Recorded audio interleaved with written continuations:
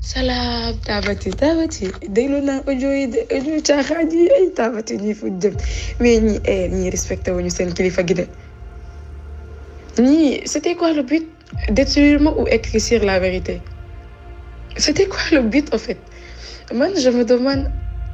ci li ma suma joomul seen kilifa gi moom Ousmane Sonko dafa wax ne day dem Sweet Beauté pour faju ji te ñoom ci audio bi maa ngi dégg xale bu jigéen bi di wax de je sais pas dem jëli sperme kon dafay wane ne waa ji moom demul woon faju ji daa demoon pour génn ay sperme pour au retour ay xale yu ndaw di am lu ñu koy waxee accès ci sperme day na waar man daal doo comprendre audio bi da ngay wax lii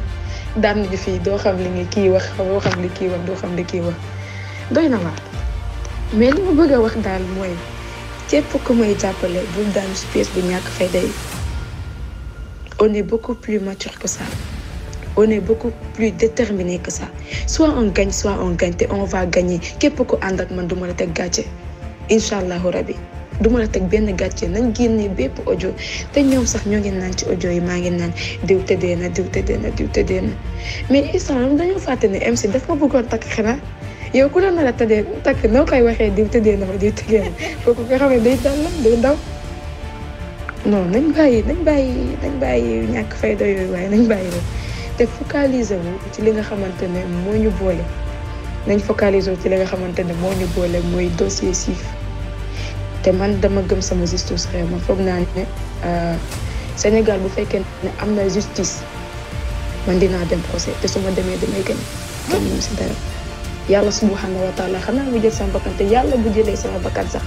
bàyyi naa fa ay éléments yoo xamante ne samay avocat buñ demee dañuy gën di leen remercier waat rek yéen ñi nga xamante ni da ngeen ñuy jàppale mais li ma bëgg bu leen focaliser ci détails yi franchement c'est trop vague c'est trop petit sax pour ñoom ñu koy génne ak ñoom fu ñu ajoon seen bopp seen leader léegi ci ay audio yuñ fabriqué lay wéeru léegi pour je sais pas xaw ma seetal boppam respecté nu waaye respecté les Sénégalais quant à MC nag MC nag dama mënul wax ci moom lu bëri parce que du ci moom daa am ko ma koy rusee muy baayam xam nga kilifa da ngay doon kilifa rek wala nga xam loo doon donc sama wax du bëri ci ñoom du moom sax du bëri sax ci moom yow tamati xam nga man xam naa am na yu ma la yónnee ci moom et tout ça xam naa ñamal ko ci tuuti mais tey nañ focaliser wu ci guñaafee bii noonu doon négocier pour jënd ma man xaalis jënd ma noppaliku leen dëkk bi gis nga maa ngi dégg ko doon wax Sénégal maa fi gën a pauvre ci si laay deewee kenn mënu maa jënd noppaliku leen procès rek déggoo ma ne procès public laa soxla yàlla ñu may ma ko te ku ma bëgg a jàppale na nga ci dox ci wax ji na nga ci dox ci wax ci jëmm Mawlana Cheikh Ibrahima Niass franchement noo ko arrêté ci bêtise la audio par-ci audio par-là bëgg a jël Sénégal yi jàpp leen en otage audio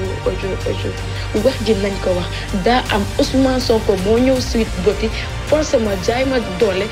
yegg sama kaw dem ñibbi na dañ ko complété moo ñëwal boppam nañ wax ci wax ji moo gën seeni bêtises yi doy na waar j'en ai marre ci lii man j'en ai marre parce que yaa c'est que tu vis